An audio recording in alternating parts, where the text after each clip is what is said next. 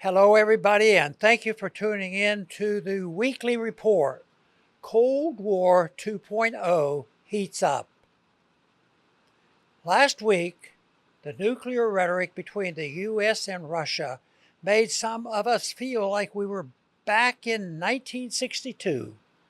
Back then, Soviet moves to place nuclear capable missiles 90 miles off our coast in Cuba led to the greatest crisis of the Cold War. The United States and its president, John F. Kennedy, could not tolerate such weapons placed by a hostile power on its doorstep, and the world only knew years later how close we were to nuclear war. Thankfully, both Khrushchev and Kennedy backed down, with the Soviet leader removing the missiles from Cuba and the U.S. president agreeing to remove some missiles from Turkey.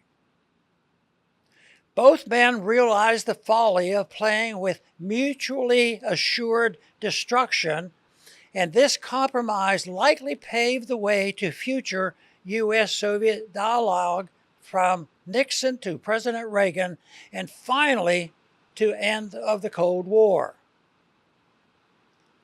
Fast forward more than 60 years later, and we have a U.S. President, Donald Trump, who last week stated that he had ordered 2 nuclear submarines to be positioned in the appropriate regions mirroring nearly to Russia.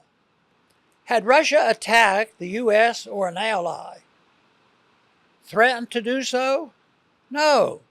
The supposed repositioning of the U.S. strategic military assets was in response to a sharp series of posts made by former Russian President Dmitry Medvedev on social media that irritated President Trump.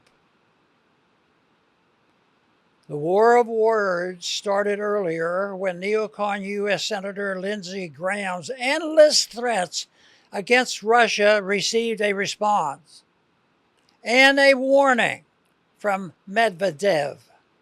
Graham, who seemed to love war more than anything else, posted, "To those in Russia who believe that President Trump is not serious about ending the bloodbath between Russia and Ukraine, you will also soon see that Joe Biden is no longer president. Get to the peace table."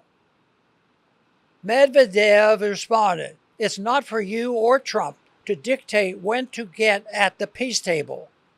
Negotiations will end when all the objectives of our military operation have been achieved.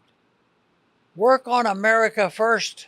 That was enough for Trump to join in to defend his ill-chosen ally, Graham, and ended with Medvedev alluding to Soviet nuclear doctrine, which provided for an automatically nuclear response to any first strike on the USSR by U.S. or NATO weapons.